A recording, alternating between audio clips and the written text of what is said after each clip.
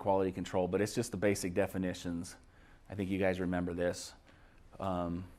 Quality, the degree of excellence of something. It's getting harder and harder to achieve, given the trade pool that we're working with and the time constraints that we're limited to, and to some degree the budgets, but mostly it's the time and the people, isn't it? We're going faster and some of the people just aren't up to snuff. So is there any confusion between the definition of quality assurance and the definition of quality control? Anybody? One's a plan and one's the process. So we make the plan, and it could be in a lot of variations, but usually we have a task we're going to do. We make the plan, and then we go carry out the plan. And as we carry out the plan, we need to do a lot of checking, a lot of inspecting, a lot of putting eyes. I mean, even if it's just putting your eyes on something, you'll be able to tell if things are going sideways or not, right? In our quality control plan, we have a giant template, 37 pages long. I'm sure all of you have read it. But in there, you'll remember that there's this 4-step process. There's a lot of blank looks out there. Nobody read it. You guys haven't read this? It's in the book. It's in your workbook. You're going to read it.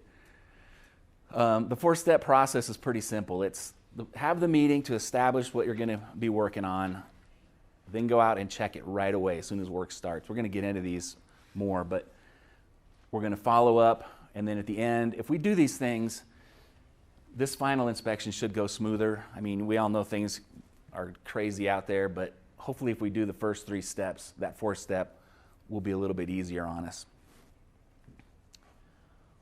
So let's talk about the pre-installation meeting. Have you guys all attended, been involved in, supervised? Has anybody put on one of these meetings? 1, 2, 3, 4, 5, yeah. If you haven't, you'll get that assignment from your super. And even if he's there, he might have you do it as part of this course so that you can say you've done one, you've actually put it on, you put it together, you've run it. It's basically assembling the team that you need to do the work and getting everybody on the same page. Because we all know that what the architect draws and what the subcontractor can actually build, sometimes there's a rub there, there's a conflict, and that's where we iron it out. Oh, schedules. We talk about schedules and we talk about other expectations. That's a good time to let people know that we are going to be checking the work that goes on.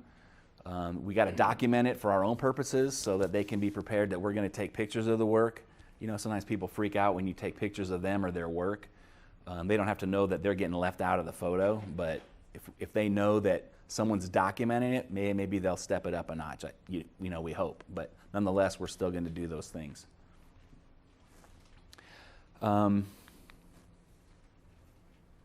Include all the parties involved, right? We're going to talk about that. We're going to talk about the agenda, why it's important. Let me ask you this. Who do you think should be involved in a pre-installation meeting? Just anybody. Just shout it out. Field guys. Field guys for who? Subcontractor. So subcontractor, field guys being the installation crew? Yeah. Manufacturer rep? Yeah, if you can get them, yeah. Who else? Who else from the project team? I've been trying to bring in PMs more because it seems lately when you're having problems out in the field with quality control, the field isn't, they're not taken lightly to their criticism or our issues we have with their install. So I'm finding myself climbing up that chain more and more and applying pressure there, going, this is not cutting. So yeah, getting the PM involved is good if you can get them. I mean, it brings a sense of authority there, and also, the PM's got control of some of the money and those type of things. Understands the contract, maybe better than we might. So that's a good guy to have there if you can get him. What about architects, engineers, anybody like that? Do you guys ever roll those guys in? Building engineers. Yeah, but if you got a tricky detail, like a lot of the stuff I deal with is exterior skin and window openings and those type of things, roofing. Sometimes there's details that just aren't real great, or they're not constructible the way they're drawn. You just can't build things a certain way. So to have the architect rep there, the guy who's working on that project, and in case we can get the detail redrawn and it still meets their needs, it it's easier for us to do. That's another good guy to get there if it's that level of a meeting. Sometimes it's just, you know, we're going to start masonry. Let's go. Also the agenda. Why? And this says 1 to 2 weeks, right? How many times do we do that? Get the agenda out 2 weeks early. Does that ever happen? Yeah, sometimes that's while you're sitting at the meeting, right? But what's the agenda for? What purpose does that serve?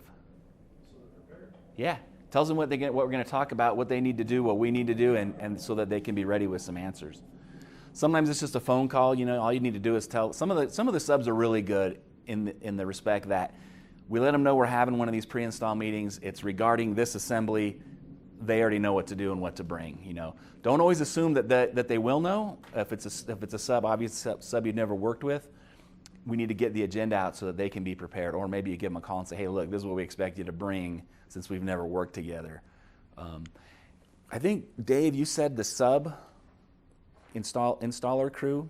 Is that what you said? Yeah. How many times, this question for you is, how many times has the team sitting at that meeting been the people that actually put the work up? Foreman. Yeah? A lot of success, because we've done it where if the PM shows up, we just really don't even host the meeting. Because they have time, we use a pre-install for everything from like how much water do you need, power, everything they need. And the PM usually, you know. He's a little out of touch with that aspect, Yeah. right? So we usually, at least foreman or superintendent, he might not be there every day, Yeah. but he knows. That's the ideal situation, and not a foreman, but the foreman. Because if you get a guy that knows what he's talking about, he comes to your meeting and everything goes great, and then a different guy shows up and he's got a crew, and now you practically have to hash through this again with this guy because he wasn't at the original meeting. So those would be the ideal situations to get things going on, you know, in the right direction.